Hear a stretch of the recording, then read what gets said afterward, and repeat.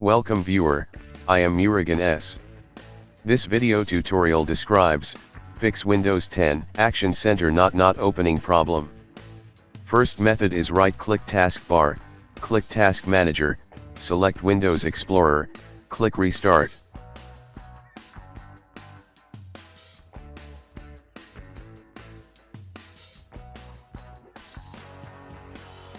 Second method is type PowerShell in Windows search bar, right-click Run as administrator.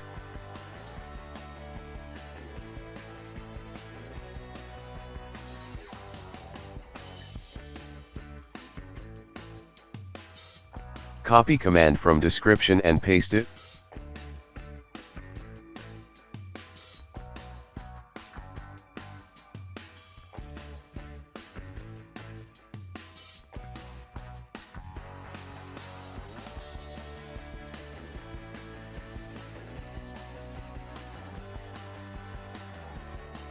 Exit and restart system.